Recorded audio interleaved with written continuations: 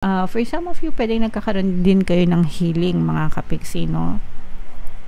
Healing, lalo na guys, eto maganda ito kasi ibig sabihin yung iba sa inyo nakaka-recovery kayo sa mga emotional pain at saka dun sa mga may sakit guys, no? Healing, ganyan. Pero guys, pagdating sa pagdating sa sakit-sakit, no? Wag niyong iti-take for granted yan. Sila palagi ko kayong sinasabihan na magpa-check up kayo sa mga doktor, sa mga manggagamot, sa mga professional kasi sila yung mga tamang tao.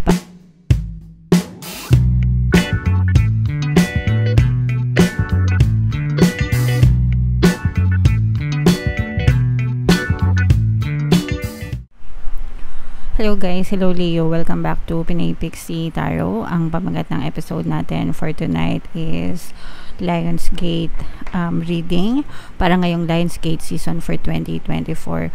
So ang Lionsgate mga kapixie ay nangyayari every year during Leo season kapag nag-a-align si Earth, si Sirius at saka si Orion sa constellation.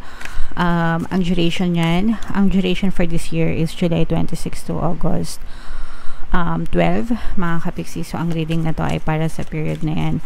During this time mga kapiksi, nagkikreate malakas yung energy, no? Nagkikreate ng portal for manifestation, spiritual healing and transformation. Nagkikreate malakas, very potent yung energy for those kinds of again, manifestation, spiritual healing and transformation.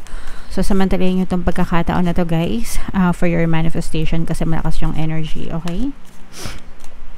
So, unahin natin itong deck na to guys. Tingnan natin yung mga mensahe sa inyo ni Universe para ngayong season. I heart you mga kapiksi, okay? So, yan ang message sa inyo ni Universe. I heart you, I love you, mahal kayo ni Universe mga kapiksi, okay? And, yeah.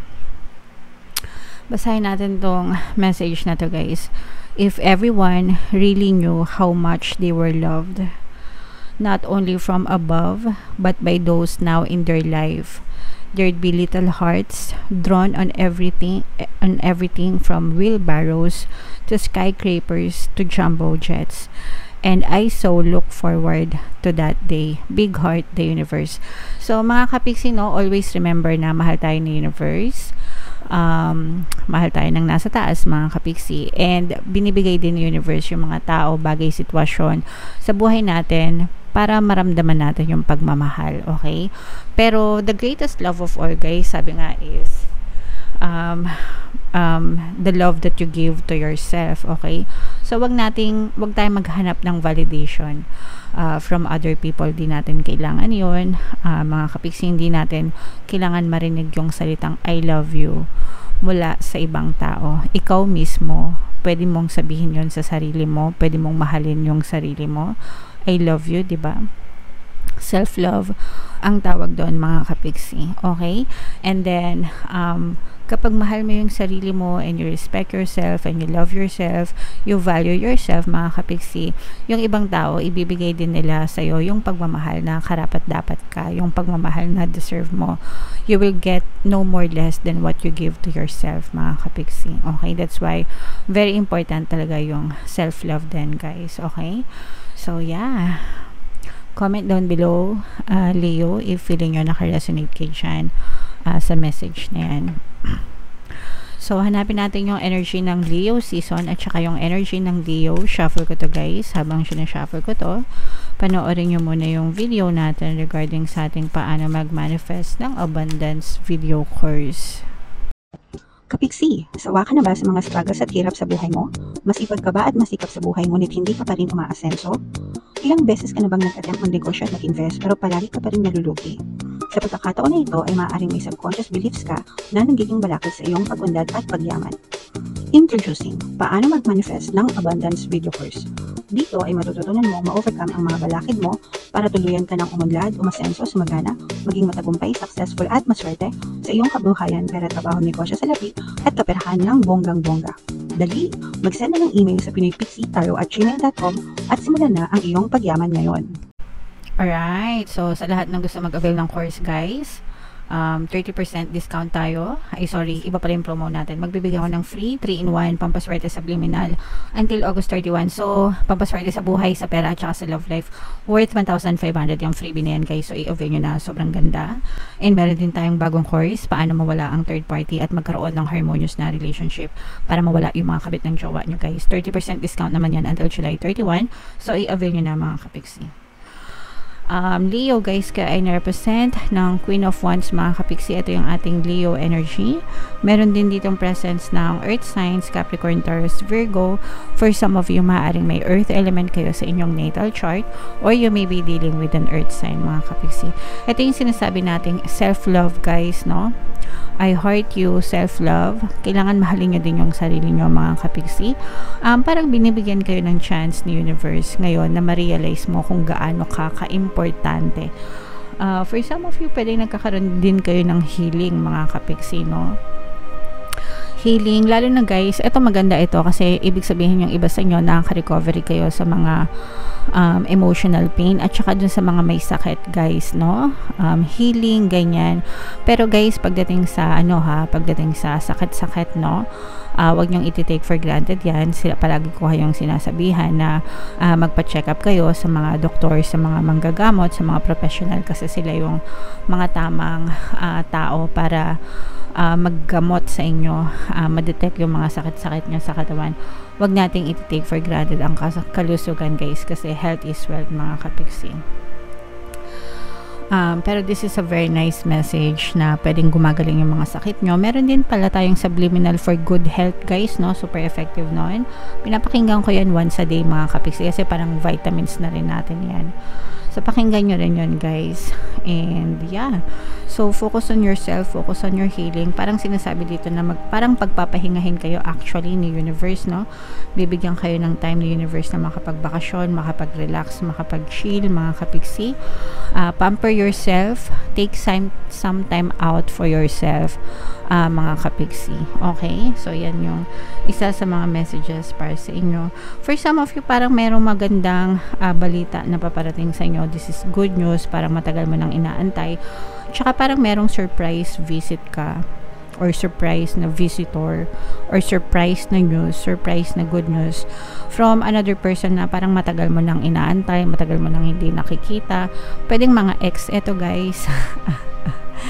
Sa mga nag-aantay ng kontak kay ex, ganyan. Or kahit hindi si ex, mga kapiksi, pwedeng malayong kamag-anak, pwedeng kapamilya, kaibigan, ganyan, na matagal mo nang hindi nakikita or nakakausap. Parang magkukumustahan kayo, magkukonect kayo right now, mga kapiksi. And pagdating naman sa trabaho, guys, nakikita naman natin na parang secure naman yung inyong yung iba sa inyo, guys, parang malayo na yung nararating nyo sa trabaho. Malayo na, pero malayo pa. Pero malayo pa yung pwede nyo marating, mga kapiksi. Okay? So, what else, guys? Tingnan pa natin kung ano pa yung mga energies nyo. So, ito, guys, no, yung nakikita natin na for some of you, parang susuyuin kayo, lalo na kung nag-away kayo ng partner nyo or specific person, guys. Maaari kayong suyuin ito, maaari kayong ligawan ulit. Yee! Kilig-kilig naman kayo. Maaari kayong ligawan ulit ng inyong partner or specific person, lalo na kung kayo ay nag-away. Susuyuin kayo, mga kapiksi, sa mga nagkakaroon ng tampuhan sa relationship, guys. Susuyuin kayo ng inyong person, parang liligawan ulit kayo, susuyuin kayo. And parang magpaparamdam siya sa iyo ng mainit na pag-ibig, mga kapiksi. Tapos parang yung iba naman sa inyo parang nagpapakipot pa, ganyan. Pero marirealize nyo rin, guys, no, kung talagang gusto nyo pa itong person na to, and kung gusto nyo pang ipaglaban yung inyong relationship, guys. Yung iba sa inyo, guys, parang meron kayong gustong gawin sa larangan ng pera, pero parang hindi pa kayo masyadong nakakapag-desisyon. Parang naninimbang kayo. Yung iba sa inyo parang naninimbang, ano ba, magtatrabaho ba ako or magnenegosyo, parang ganun. O kaya kung mag-i-invest kayo, ano ba, mag-i-invest ba ako dito or hindi, parang ganun, guys. So, meron kayong some kind of decision making in place, no? Pagdating sa kaperahan yan. So, wag magmadali, guys, sa pagdedesisyon. Gamitin nyo yung isip nyo. Wag magpadalos-dalos mga kapiksi. Timbangin mabuti yung sitwasyon, okay? Yung iba sa inyo guys, medyo nakakaramdam ng homesick, no? Especially kung kayo ay magkalayo ng iyong partner or specific person, LDR, or kahit na hindi sa person nyo, sa family nyo, lalo na kung nasa malayong lugar kayo, mga kapiksi. Meron ditong presence ng fire signs, Aries, Leo, Sagittarius. For some of you, you may be dealing with a fire sign, or pwedeng may fire element kayo sa inyong natal chart. And yung iba naman sa inyo guys, parang nagmamature kayo, parang nagkakaroon kayo ng realization. Parang pinaplano nyo yung buhay nyo mga kapiksi. Parang kunwari, let's say for example, parang minsan sa gabi nagmumuni-muni kayo, lalo na guys pagka mahilig kayong mag-connect sa social media. Parang you're starting to compare yourself dun sa mga kabatch mo. Parang naikukumpara mo yung sarili mo sa kanila, tas nakikita mo yung achievements nila versus achievements mo. So yung iba sa inyo parang nasasabi nyo sa sarili nyo, buti pa si ganito, ganyan, samantalang ako ganito, ganito, ganyan. So kanya-kanya lang tayo ng timeline, mga kapiksi, sa buhay natin. Pwedeng nauna nila yung time nila, pwedeng yung time mo paparating pa lang, pero depende pa rin yan sa inyo guys. Syempre sipag at tiyaga, mga kapiksi, very important yan, guys, okay? So yeah. And ito nga, no, yung sabi ko sa inyo guys na maganda yung inyong connection with your partner or specific person, and susuyuin nga kayo nitong person nyo mga kapiksi, lalo na kung kayo ay nag-aaway, merong hindi pagkakasunduan, magkakasundo din kayo, magkakabati din kayo kasi matibay yung inyong connection sa isa't isa, mga kapiksi. Alright? So i-mind nyo ito guys, mind harmonious relationship, mind susuyuin ako ng person ko, mind mahal na mahal ako ng person ko, self-love, yan, good news, yan, connection, kasi nakikita natin na magkakaroon kayo ng connection with another person sa buhay nyo, okay? So comment down below Leo if feeling nyo naka-resonate kayo dito sa reading na to, and yung mga pinapamind ko sa inyo guys, i-mind nyo na. Meron tayong mga pampaswerte subliminals, lalo na guys yung pantaboy ng malas, pang-akit ang swerte subliminal. Talagang ina-advertise ko yan kasi sobrang ganda, sobrang positive ng mga resulta. Basahin nyo, nilalagay ko sa community tab mga kapiksi. Ito yung playlist, pakinggan nyo para makatulong sa inyo. And ito naman yung ating success stories ng paano mag-manifest ng abundance video course. Click here to subscribe guys, and click here to join our membership program. Thank you for liking, sharing, and subscribing, and see you again next time. I love you all guys. Have a nice day. Bye bye.